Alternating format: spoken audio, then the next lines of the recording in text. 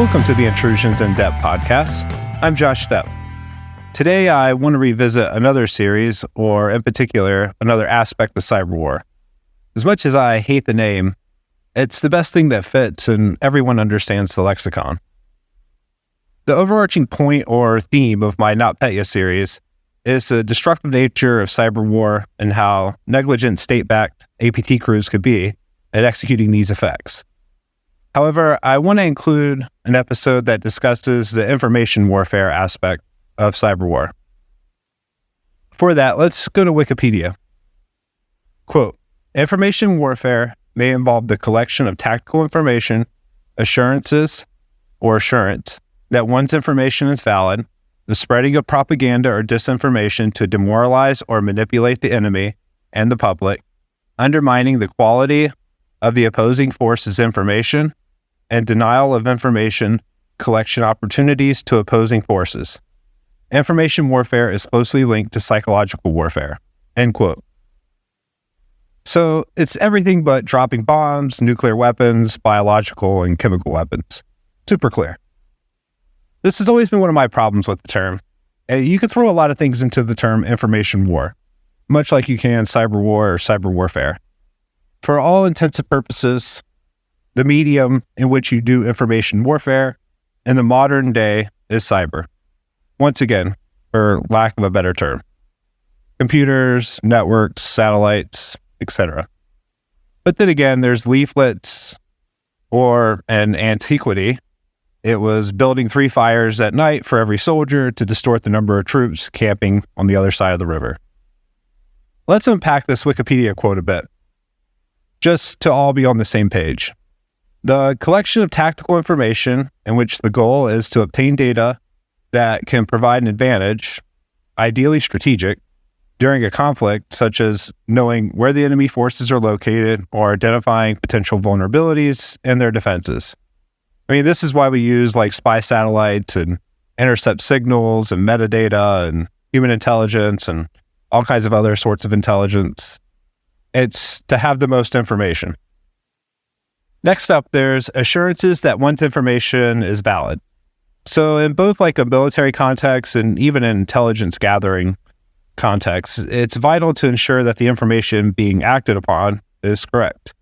I mean, this feels obvious, but the validation process for this can be tricky. This can involve cross-checking sources, corroborating data through multiple channels, using technical means like hashing or encryption, or relying on trusted and established intelligence frameworks. Military leaders are often taught that the first information coming in is often wrong, and to weigh that in their calculations going forward. Usually because these accounts are coming from boots on the ground people. Now, pivoting into the ones and zeros world, the way we do this is like secure communications channels, encryptions, and code word keys. For example, if I say November Tango Whiskey Purple, and someone on the other end knows that you're using the key Whiskey Purple, and November Tango means the operation was complete, then our communications is somewhat secure, even if you were able to eavesdrop on it. Now, this looks and sounds like garbage, unless you know the framework that is. And this isn't new. Militaries, police, etc. have been using this forever. Watch the end of Terminator 3, and you'll see John Connor doing a version of this through the computer. That's probably all you need to watch of that movie as well. Then go back to the belief system that the franchise died at the end of Judgment Day. Now, the spreading of propaganda or disinformation to demoralize or manipulate the enemy and the public. The objective is to weaken the enemy's morale, sow confusion, create mistrust, or manipulate the public opinion in favor of one's own strategic goals. We're going to talk a lot about this. This can be achieved through various media channels, including like news outlets, social media, leaflets, as I've said, and more often presenting distorted or completely fabricated narratives, also known as the modern social media experience or internet experience. I'm joking, I think. Undermining the quality of the opposing force's information. So this is like feeding false information to the enemy, deception, hacking or corrupting their data systems, jamming communication channels, or other forms of cyber or what's commonly taught as electronic warfare. By undermining the quality of the enemy's information, one can cause confusion, errors in their decision-making, or the misallocation of resources, thereby gaining a tactical or strategic advantage. Think changing mission plans stored on SharePoint or spoofing the locations of an airplane. Like, for example, if you stole the flight plans from like a tabletop exercise and you changed the target to the Wizard of Oz and you claim that the Lollipop Guild was your mission partner. Not saying that's happened before, but it could have.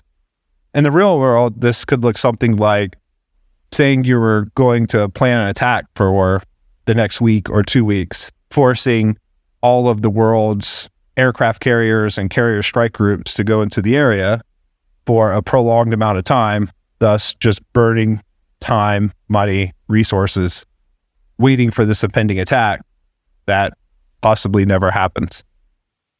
Next up, the denial of information collection opportunities to oppose forces.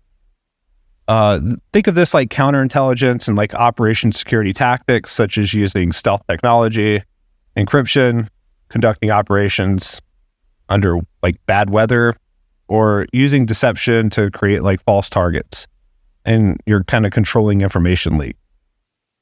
The goal is here to kind of limit the enemy's ability to understand or predict your actions, thereby reducing their ability to effectively counter or respond. Just think that you're giving the enemy limited information, which is always the goal. Now, information warfare is closely linked to psychological warfare. Now, these two concepts are intertwined somewhat because both rely on controlling and manipulating information to affect the outcomes, a means to an end. Remember that term. Information warfare encompasses like a broad set of tactics like cyber operations, electronic warfare, which I could be persuaded is cyber warfare as well, and traditional intelligence operations. Human intelligence, like your blood and gut spies. Now, psychological warfare, a subset of information warfare, specifically targets the mental and emotional states of the adversaries and populations to achieve strategic objectives. By combining these approaches, a force can effectively weaken an opponent's resolve, create divisions, achieve victory with less physical confrontation. And in turn, this makes the population less mad at you, as we will discuss a lot more. And all of this kind of brushes up against the idea of war crimes, at least today. As much as it gets thrown around, and with, every conflict since the term was coined, targeting civilian infrastructure is typically seen as a war crime. Although, to be fair, you can play like 6 degrees of Kevin Bacon here and arrive at almost all things being considered a war crime as well. Many people argue that targeting critical infrastructure to lower the morale of the population is unlawful. The military planners will tell you that the infrastructure is dual use and thus a lawful target because enemy soldiers drink water, use roads, and heat their houses or bases. And they communicate via those channels that you're knocking out, which then would make it a lawful target. And this assumes that the enemy is playing the same game, which in these guerrilla insurgencies, that isn't always the case. This also gets difficult when the combatants on the other side aren't declared members of a military, like they're not wearing uniforms or donning like flag insignia.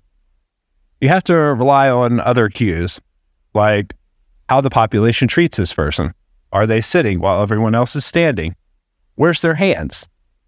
Not as easy as just killing anything in the opposite uniform.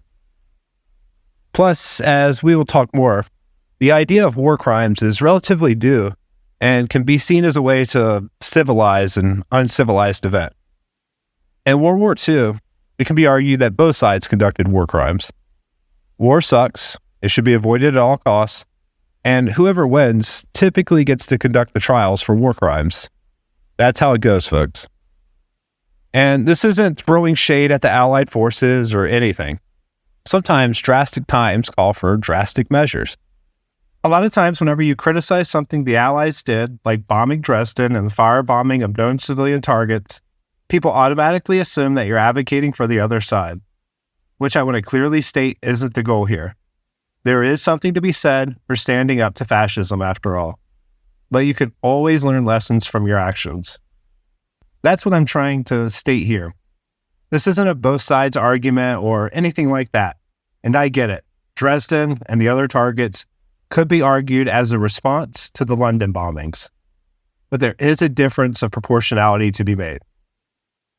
Bomber Harris certainly knew that the military wasn't in Hamburg and Dresden, and thus these campaigns are considered controversial to say the least. And yes, I know the concentration camps, the Russian sexual atrocities in Germany, and all the stuff the Japanese did throughout the Pacific can be considered atrocities as well. Not to mention the atomic bombs dropped on Japan. As they say, the victors get to write the history books, and as a result, a lot of times the winners often leave out the nasty, cruel, terrible things they did and emphasize the nasty, cruel, terrible things that they were up against, and thus the losers did. And again, I don't think a genocidal nationalist socialist should have won the war or anything different than what happened. I just want us to take away lessons learned when mentioning this. It says here in this history book that luckily the good guys have won every single time. What are the odds? Norm Macdonald. It's easy to look at the actions through the lens of modernity and say this was too hostile, uncalled for, brutal, killed too many civilians, etc. And there's a difference between targeting civilians and collateral damage that needs to be understood. Even truly destructive campaigns can have a military necessity behind it. And I, like many people, never want to see innocent people suffer or be killed or harmed in war. War is destructive by nature. The goal at a fundamental level is to kill people and break their stuff. Break their stuff to the point in which they will change their wills, change their action. And this is not an easy task and should always be the last option. And when the parties in the war are near peer, existential pressures force people into corners where they sometimes have to do things they aren't proud of for the good of their nation or tribe or insert group of people. Maybe it's a human tribalism lizard brain thing to suppress empathy in exchange for survival. I don't know. I'm not a psychologist or anything like that. And I'm not trying to dismiss this.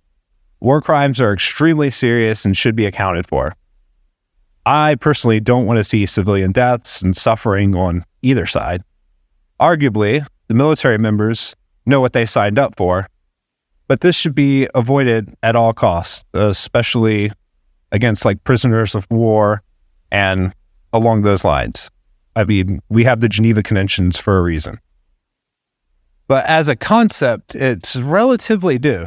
Something for, like I said, civilized societies, which in part is due to some nations being so incredibly strong that they should focus said efforts to minimize damage and undue suffering to the civilian populace of much weaker nations.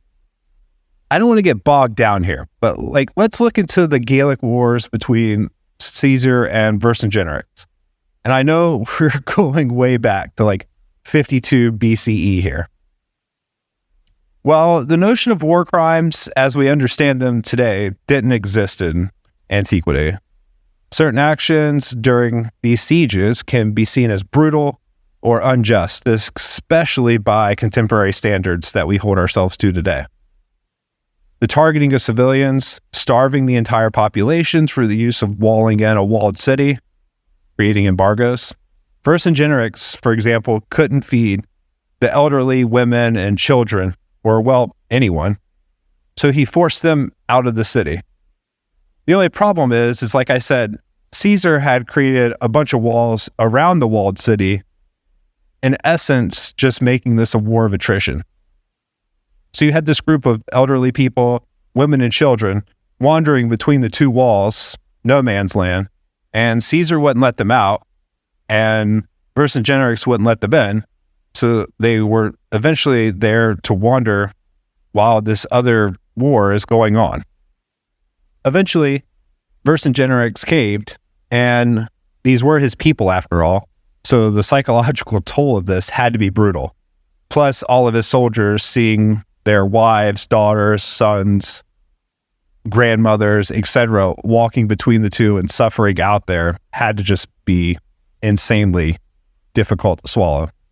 So like I said, eventually Vercingetorix caved. He let them in. And that was all that Caesar needed to see weakness that he was cracking. Long story short, they eventually fought.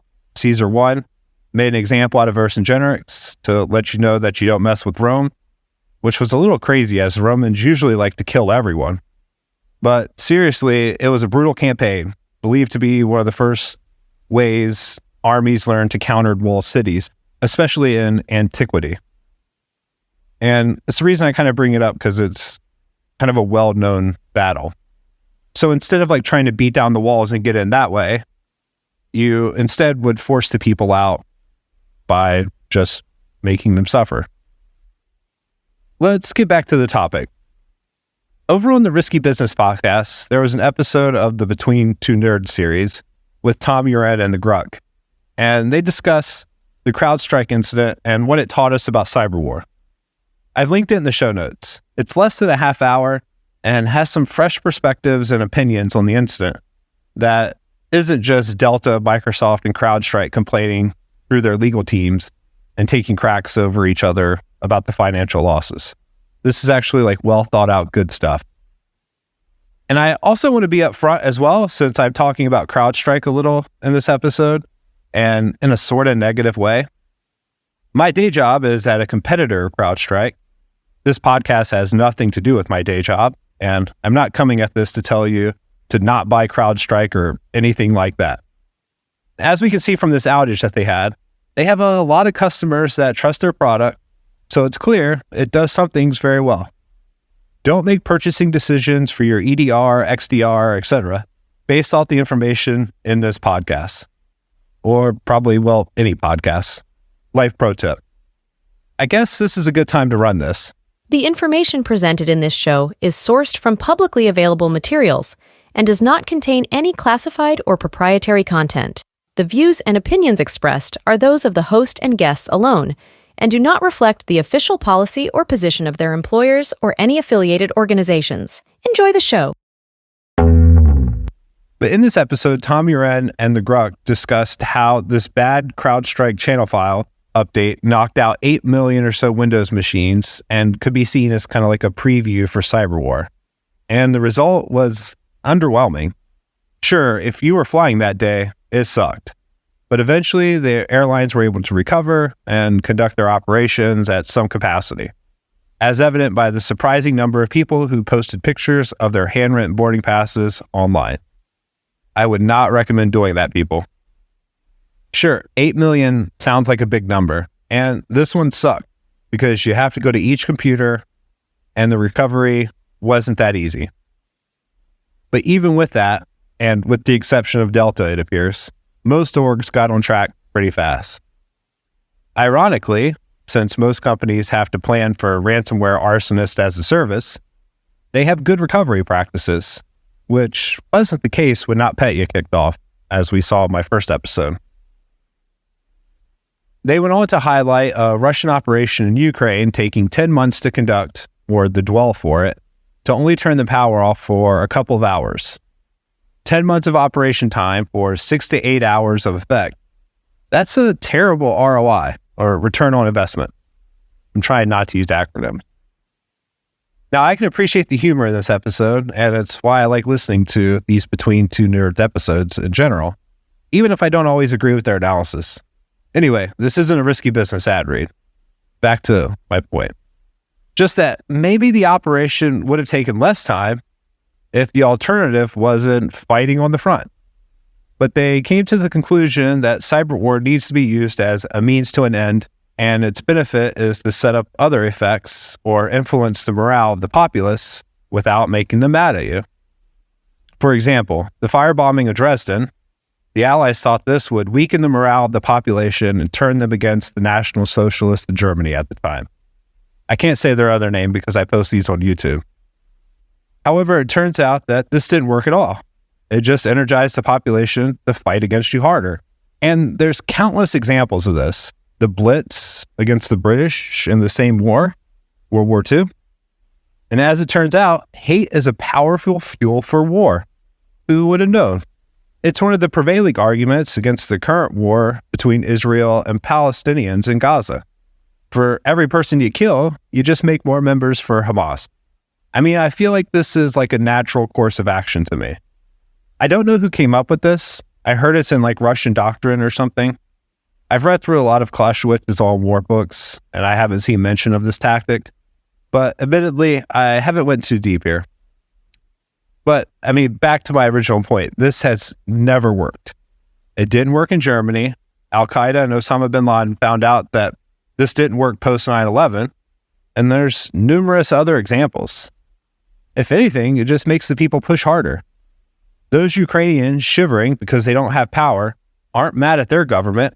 They just hate the Russians more.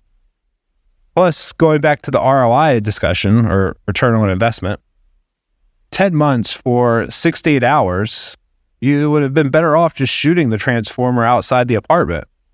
You could hit the substation with an inert drone and probably get the same effect for less time and money.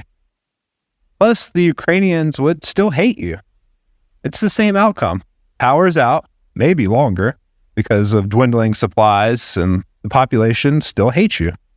They're cold, which would only target the weaker members of the society. So seeing people's children and grandparents, etc., suffer would only make them hate you more. Congratulations, like objective achieved, I guess. In a previous phase of my life, I had an older, wiser person tell me that cyberwar is just meme war. Meme war being another name for information war. This is MEME, memes, like the pictures you see online. At the time, I thought about it in the sense of like, yeah, all right, we've all heard about the Facebook ads and propaganda isn't new. But listening to this episode, I went back to that knowledge bomb as the soft propaganda, the stuff that isn't overt, keeps the population neutral, or at the very least, it doesn't amplify their anger and could be a better return on investment. Sure, some may catch on to the ruse and out you. But once again, it's a means to an end, especially if there's another goal.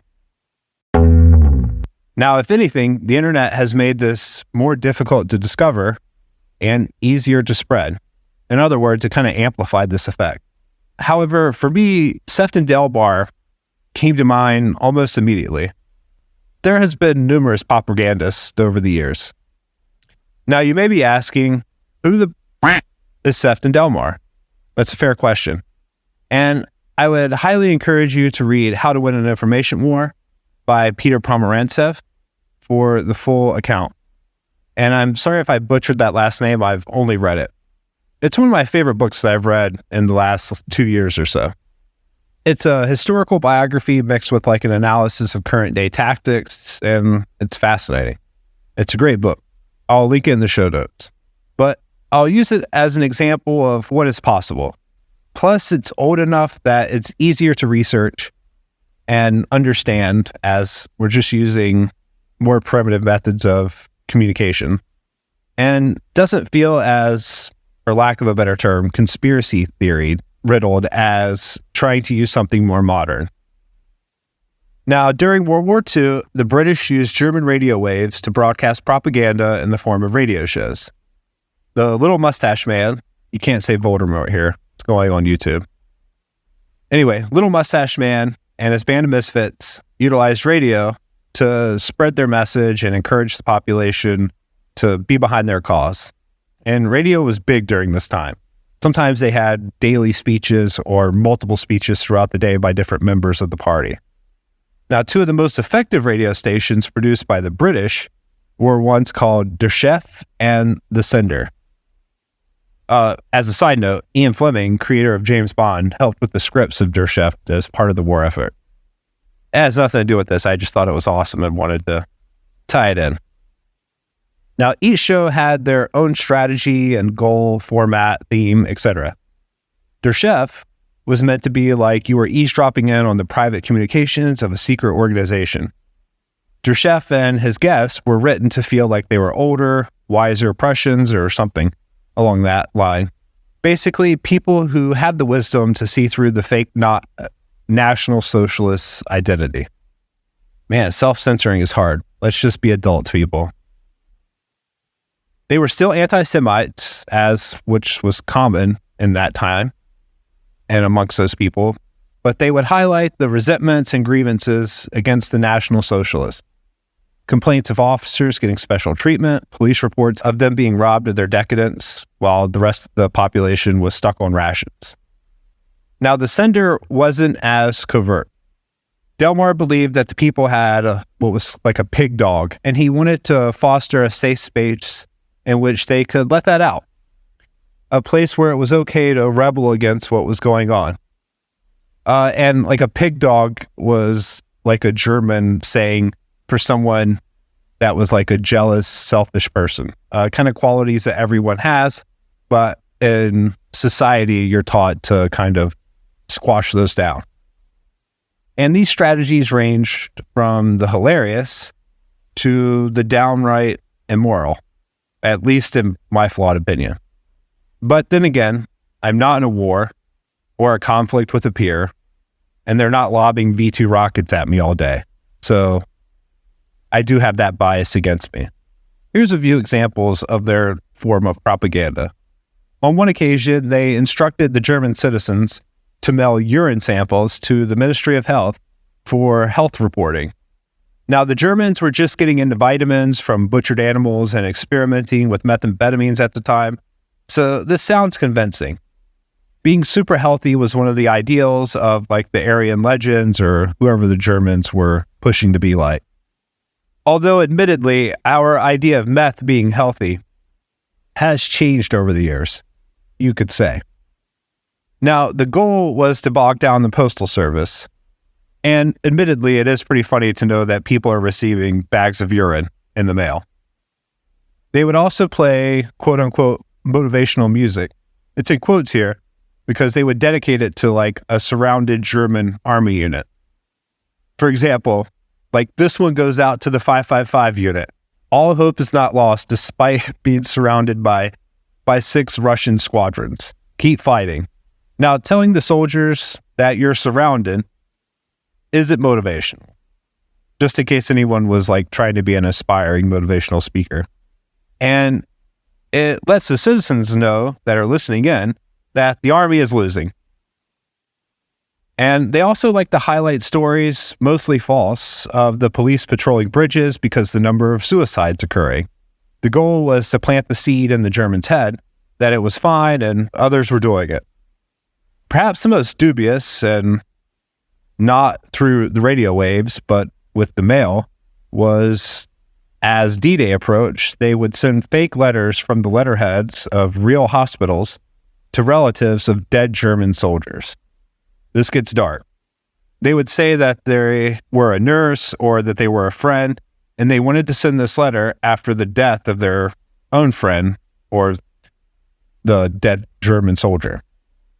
They would ask about a coin or a necklace, a cross, or some trinket, and that they would say that they wore this every day because they thought of you.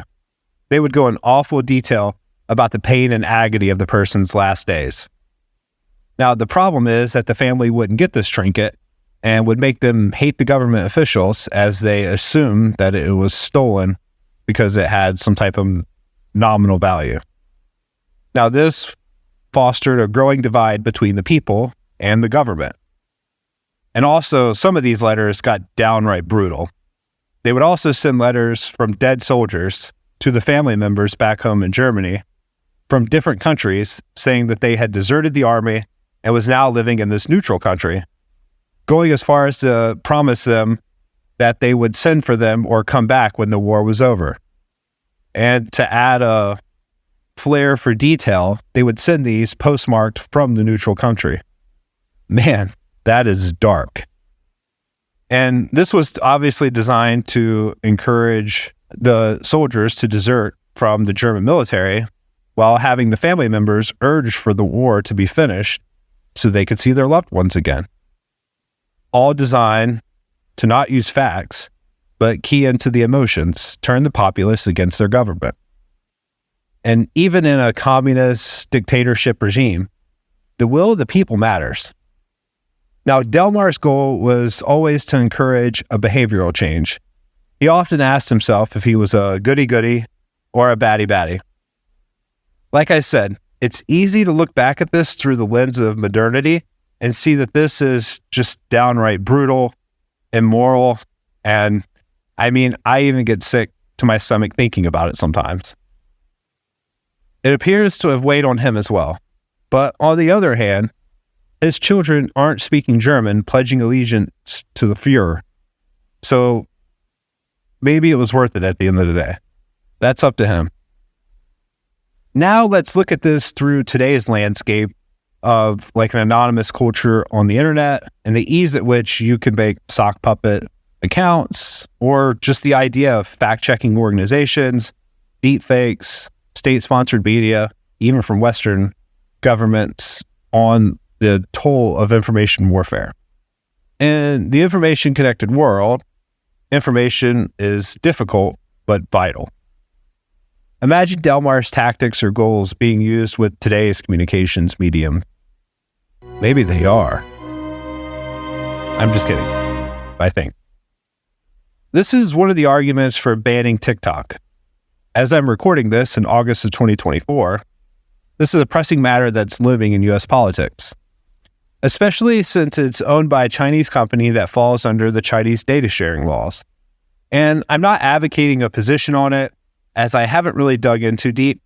I will say that it's a red flag when it's not allowed in China. No skin in the game kind of stands out to me. I also have a hard time believing non-U.S. companies fall under the protections of the Constitution. But I'm not a lawmaker, a lawyer, or anyone important. Just some dude talking about stuff on a podcast.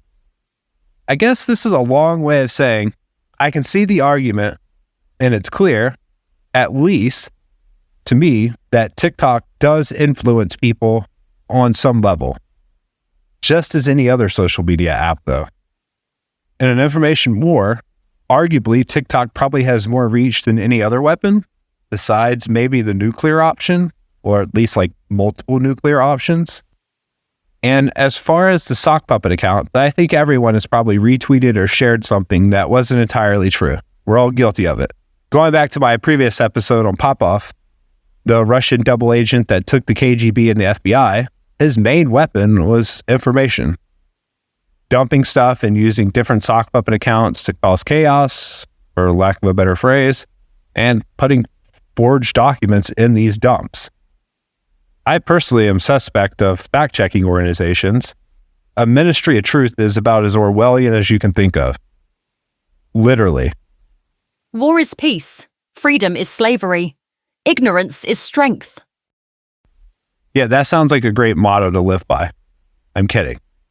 There's always going to be bias, and I don't know if they are gaslighting me because of some wordplay, or if the politician or whoever they are analyzing actually told the truth. I can't help but think that they have an agenda or bias like everyone else. Even doing research for this podcast, I typically have to fact check the fact checkers. At least with Twitter or X, there's community-based or community notes. So you can at least get some gleaming contrary opinion or some more details to work with. Or I'll ask ChatGPT to counter this set of facts with sources and go read those, which is also difficult because ChatGPT can have its own biases. Or it can scold me for thinking incorrectly, or my favorite, just making up sources sometimes. Now, as we stay into the AI world, let's go on to deepfakes. I think we can all see why this makes things really hard to discern. But maybe this is where blockchains can help. Maybe it can do more than keep track of pictures of apes. And last on the list is the state-sponsored media, and how that isn't always clear. Stepp and Delmar's radio shows were an example. But most nations have taken up the practice, especially in wartime.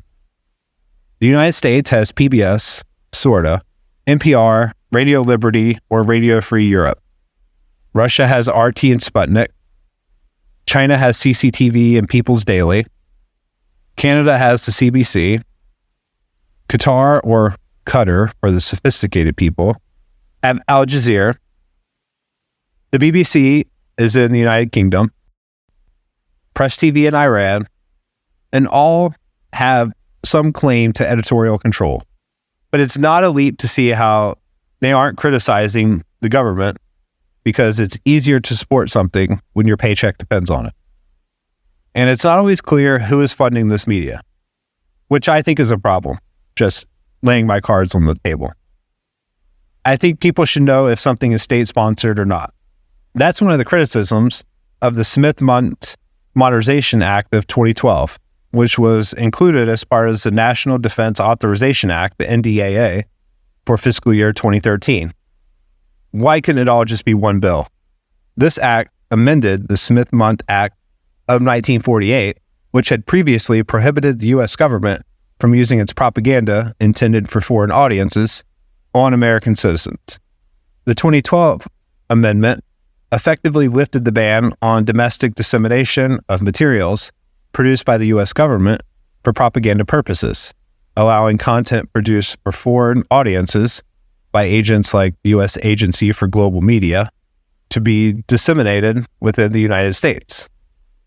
Now, supporters of the amendment argue that it was necessary to update the law to account for the global nature of modern media, which I interpret as saying, since there's VPNs, the internet's everywhere, it's extremely difficult to limit who sees the state-sponsored media propaganda.